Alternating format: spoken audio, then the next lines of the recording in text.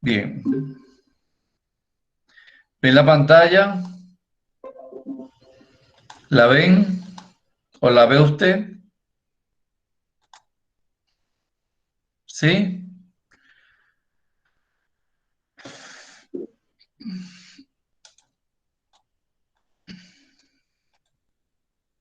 ¿Sí la ve?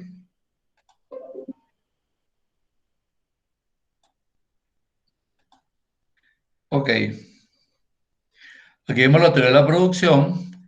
Definimos producción como la transformación de los recursos o factores productivos en unos bienes que llamamos productos o artículos. La producción referente a los servicios de un tratamiento análogo.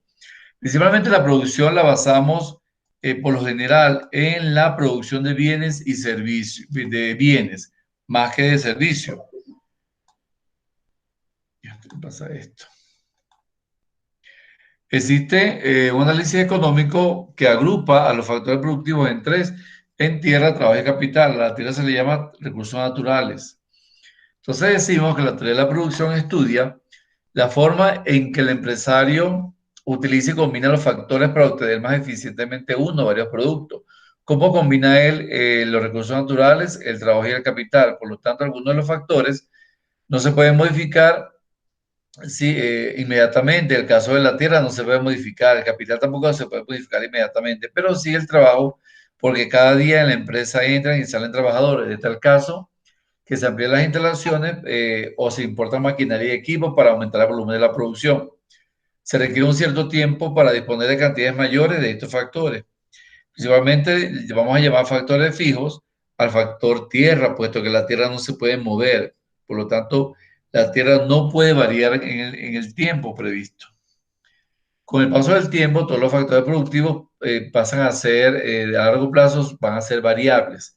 A corto plazo, hay factores fijos y variables, pero a largo plazo van a ser variables, puesto que cada día se invierte en ello para generar mayor producción. Ahora, existe un análisis a largo plazo, lo que llamamos rendimiento de escala. Como la producción consiste en cambiar los factores productivos mediante una técnica, existe una relación entre factores utilizados para la producción de un bien y la cantidad del mismo. ¿Alguna duda con respecto a los factores fijos y factores variables? ¿Alguna duda? Bueno, el volumen de la producción dependerá de la tecnología aplicada, de modo que una tecnología de punta logrará una mayor cantidad de productos dada la cantidad de factores que de una tecnología trazada. Por lo tanto, la tecnología avanzada generará mayor producción. La relación técnica entre producto y factores de producción se conoce como función de producción. Entonces aquí vemos que decimos que la función de producción va a depender de los recursos naturales, del trabajo y del capital. Hasta ahora el concepto de función de producción se expresa como una relación física o técnica de los factores productivos. Sin embargo, lo importante es analizar la eficiencia de carácter técnico y unido a la eficiencia de carácter económico. Por lo tanto, esto se logrará eligiendo aquel procedimiento entre los que técnicamente eficientes y el menor costo para la empresa. Aquí vemos un ejemplo de eficiencia técnica y eficiencia económica. Decimos que para obtener 100 unidades del bien X, la empresa puede seguir tres procedimientos que la técnica ofrece. Aquí vemos los procedimientos, 1, 2, 3. Vemos los dos factores productivos. Tenemos capital y tenemos trabajo. Al sumar estos factores productivos, obtenemos la cantidad del producto X. ¿Okay? Para el procedimiento 1 se produce 100 unidades, para el procedimiento 2, 100 más, y para el procedimiento 3, 100 más. ¿Alguna duda, alguna pregunta? Entonces decimos que el procedimiento 3, fíjense aquí, observamos, el procedimiento 3 es el más ineficaz. ¿Por qué? Aquí vemos que el procedimiento 3 es mucho más ineficaz porque tiene menos cantidad de capital y tiene mucho mano de obra. Por lo tanto, se utiliza mayor cantidad de capital y de trabajo. El procedimiento 1 y 2 son técnicamente eficientes, aquí los vemos. Son técnicamente eficientes porque combina en cantidades similares tanto el capital como el trabajo. Y el procedimiento, la elección del procedimiento 1 y 2 dependerá de cuál de los dos sea más eficiente económicamente o si más barato, lo cual implica tener el precio de los factores.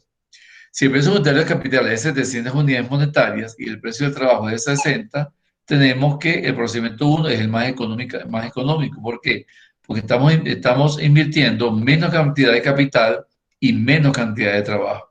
Por lo tanto, el procedimiento 1 es el más eficiente. ¿Alguna duda, alguna inquietud?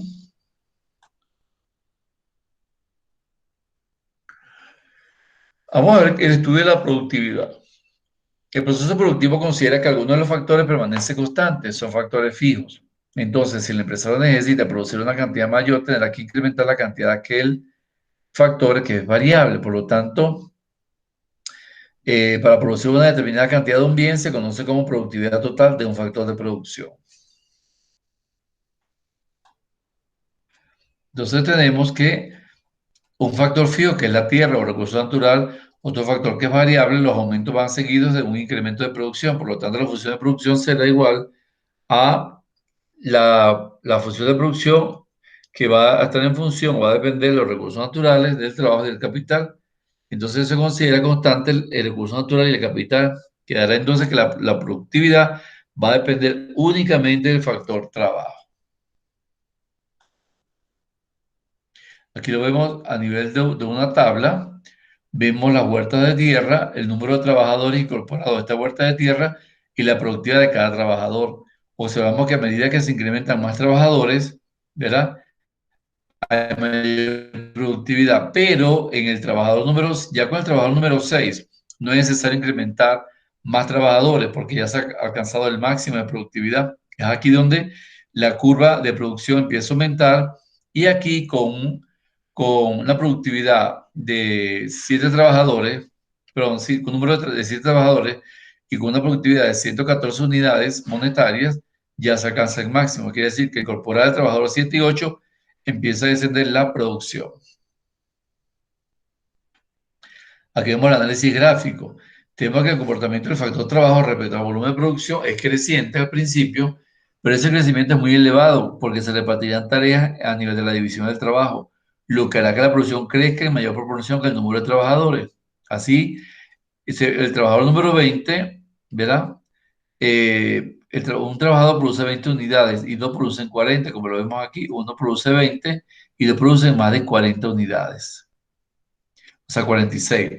Después el crecimiento cada vez es menor hasta llegar a un máximo. Lo vemos aquí, es mayor hasta llegar a un máximo cuando se incorpora el trabajador número 7. A partir de ese momento la producción extenderá si se emplea más trabajo. ¿Alguna duda o pregunta? ¿No hay duda? Bien, aquí vemos la productividad media y marginal. Vemos que la productividad media expresa la cantidad de productos que corresponde a cada unidad o factor empleado y la productividad marginal mide la variación de la cantidad producida debido a la última unidad empleada como factor variable.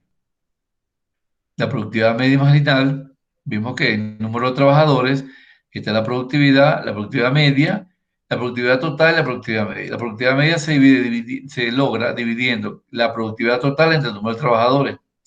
20 entre 1, 20, 20, 46 entre 2, 23, 75 entre 3, 25. Y la productividad marginal es la unidad de producto adicional. Se logra restando la productividad total menos la anterior. 46 menos 20, 20, 26, 75 menos 46, 29 y así sucesivamente. Al unir esta tabla, obtenemos esta gráfica. Aquí está la productividad total.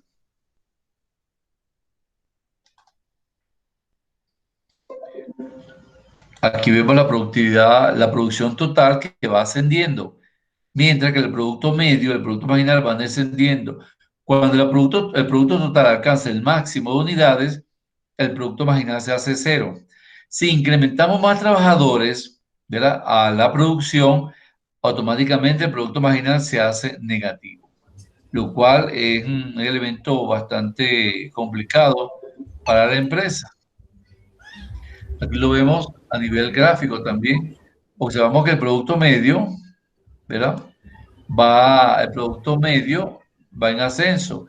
Y aquí donde se cruza el producto medio con el producto marginal se logra la primera fase, que es la fase más efectiva para la empresa. Ya en la segunda fase, cuando se incorporan más trabajadores, empieza a descender el producto medio, pero también empieza a descender el producto marginal.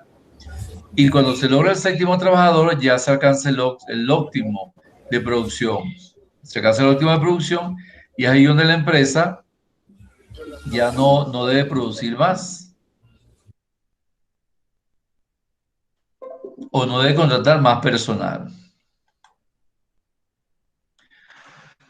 Entonces decimos que la productividad media y marginal se le llama también ley de rendimientos decreciente. A medida que aumenta la cantidad de un factor, que es el factor trabajo, que es un factor variable, permanece constante los otros factores, que es recursos naturales, y el factor capital. Por lo tanto, la productividad marginal logrará un crecimiento al principio acelerado, luego ese crecimiento será menor hasta partir de una determinada cantidad de factores empleados en forma decreciente. Entonces decimos que la relación entre las curvas del producto total, producto medio y producto marginal permite conocer la eficiencia del factor productivo. Por lo tanto, se pueden dar tres zonas. ¿Ya? Aquí lo vemos la zona uno, la zona 2 o la zona 3, o también decimos la etapa uno, la etapa 2 y la etapa 3. El punto M, aquí lo observamos, el punto, aquí está el punto M, aquí abajo, donde el producto mañana se hace negativo es porque hemos incorporado más trabajadores y no hay forma de pagarle a ese trabajador. Decimos que el punto M, donde la productividad total es la máxima, la productividad marginal es cero. Por tratarse de un punto máximo, no puede haber un aumento en volumen de producción porque no se pueden incorporar más trabajadores. En el punto A, corresponde a la cantidad de factor trabajo para donde el producto medio total se logra el máximo y el producto marginal es igual al producto medio total, o que es el óptimo técnico en esta zona. Aquí se logra el óptimo técnico, donde el producto medio y el producto marginal se intersectan.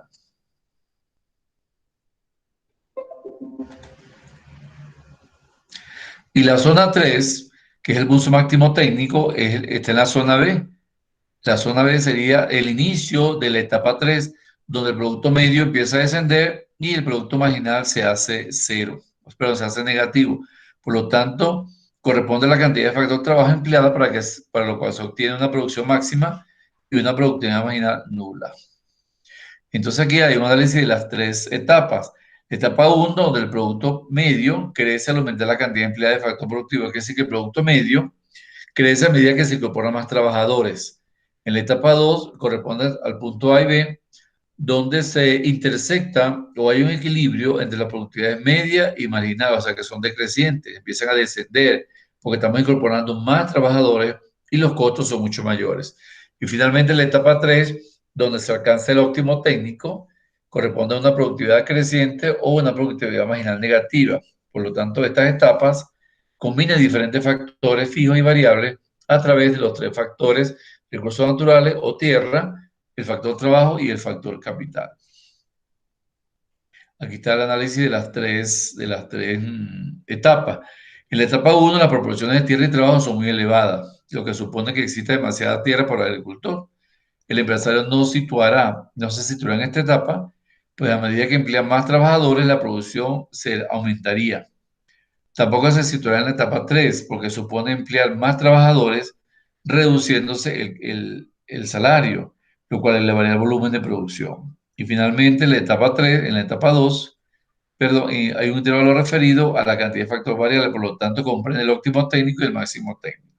Es decir, que la etapa más importante donde se sitúa el trabajador es en la etapa 3.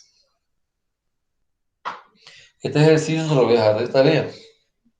Vamos a hacer la misma metodología del primer ejercicio.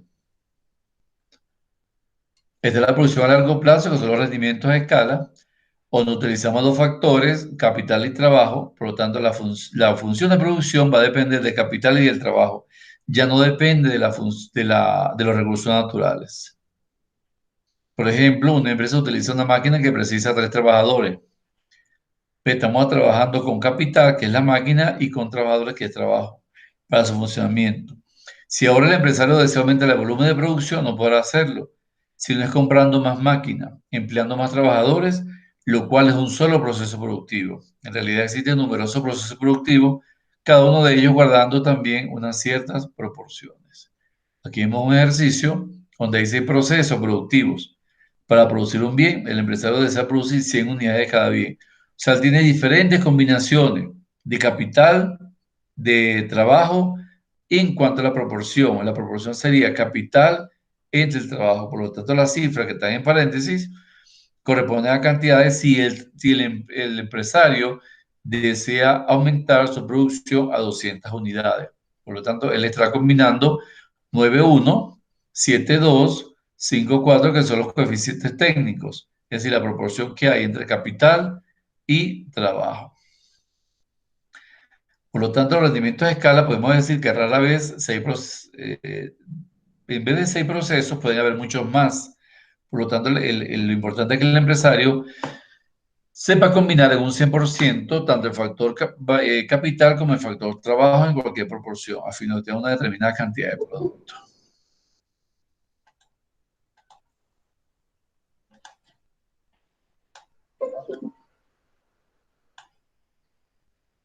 En este lo que corresponde a producción.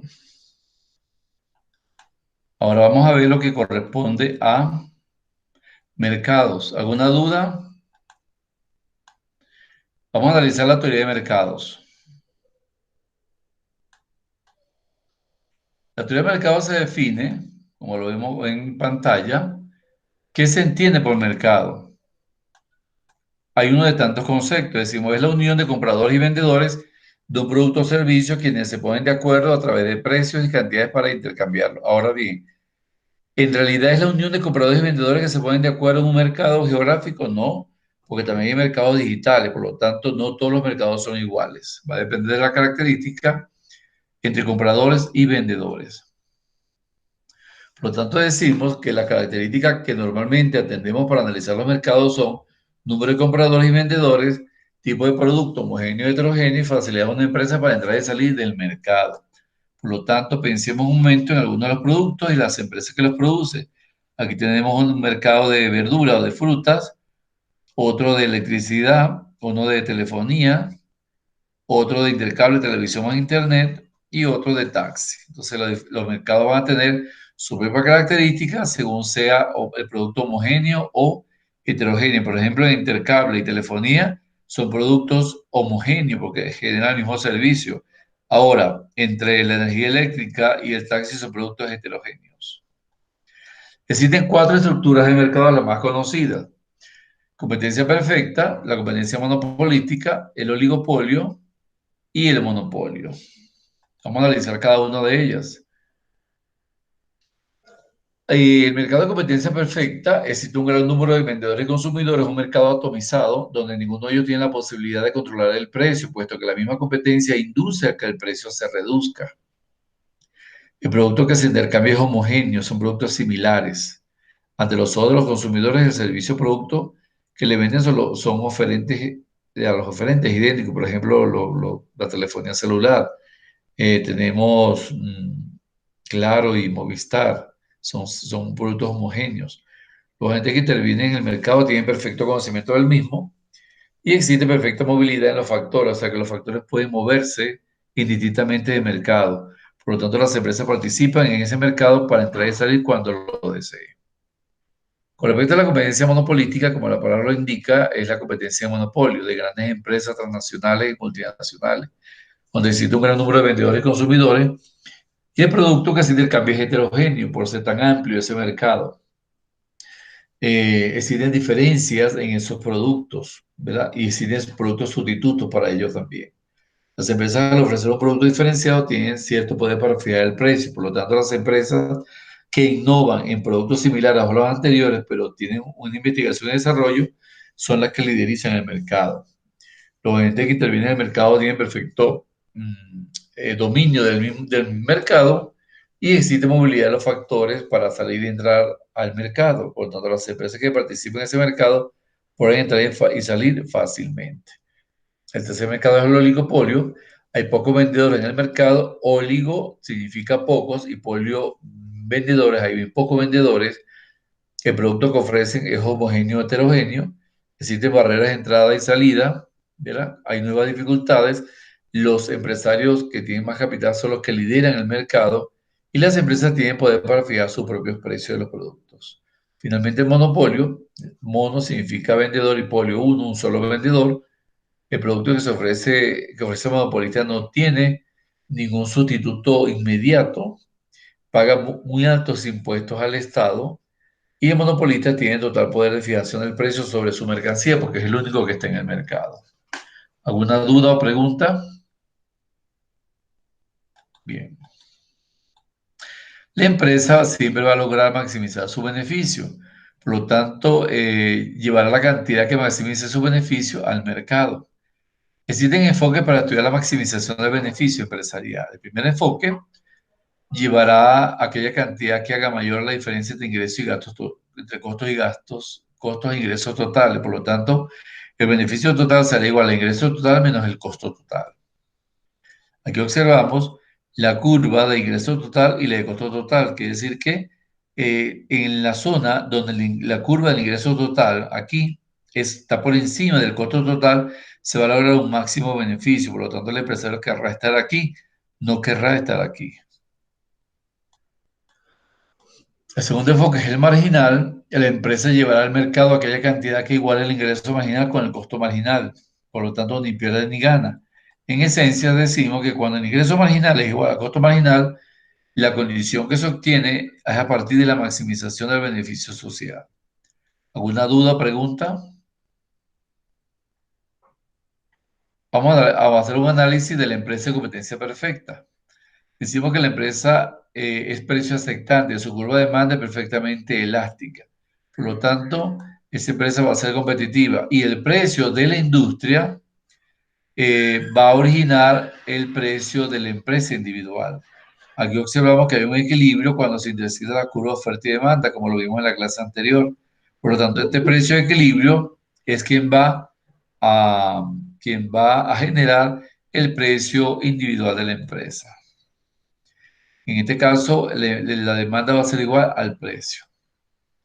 Luego nos dice que la empresa llevará al mercado aquella cantidad de productos que maximice su beneficio o minimice su pérdida. En este caso, se establece que el ingreso marginal será igual al costo marginal, que el ingreso marginal también puede ser igual al precio y que el ingreso medio también puede ser igual al precio. Por lo tanto, si se dan estas condiciones, la empresa logrará maximizar su beneficio o reducir su pérdida. Gráficamente lo observamos así. Aquí vemos la curva de costo marginal y la curva de precio o ingreso marginal. En este sentido, es aquí donde se intersecta la curva de costo marginal con precio marginal, donde la empresa logra maximizar su beneficio. Aquí en este punto. Cuando el costo está por encima del precio, hay pérdida. Y cuando el costo está por debajo del precio, hay ganancia. El tercer criterio nos dice que para producir en el corto plazo se producirá incluso con pérdida, siempre y cuando el precio sea mayor que el costo variable medio, debido a que si es así, logra cubrir parte de sus costos. Entonces, a la empresa le interesa al menos cubrir parte de los costos fijos. Quizás pueda perder en costos medios, pero al menos logra un equilibrio. Por lo tanto, el precio, para lograr beneficios económicos extraordinarios, el precio debe ser mayor que el costo total medio. Para lograr beneficios económicos nulos, el precio será igual al costo total medio. Y para lograr pérdida económica, el precio debe ser menor que el costo total medio. Aquí es donde el empresario decide si sigue el mercado o se retira del mercado, cuando el precio es menor que el costo total medio. ¿Alguna pregunta, alguna duda?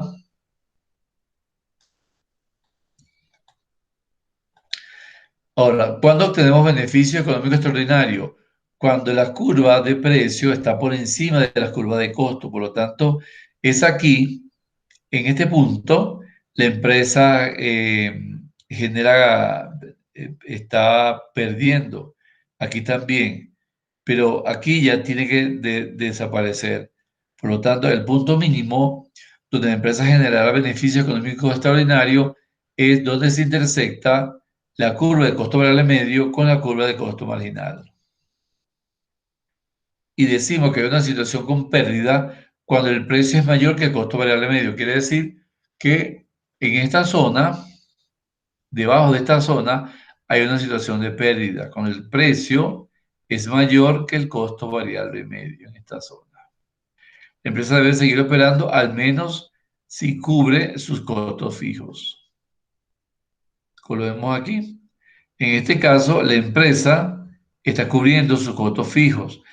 Aquí, en esta zona, ya la empresa deberá decidir si cierra o sigue produciendo con pérdidas. El cuarto caso es si la curva de oferta de una empresa competitiva es igual a la curva de costo marginal para precios superiores al mínimo. Por lo tanto, se le llama costo variable medio. En este caso, en este punto, la empresa será competitiva cuando el costo marginal se iguala al costo variable medio.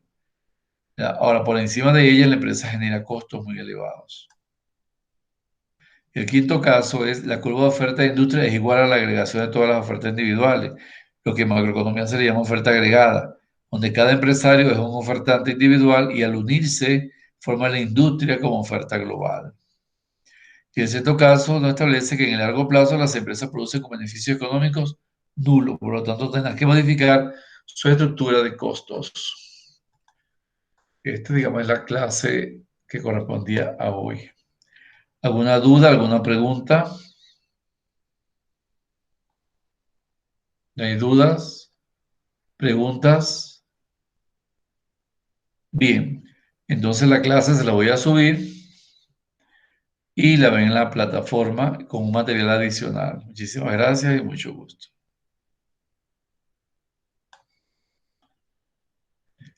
Me imagino que no habrá duda porque nadie preguntó.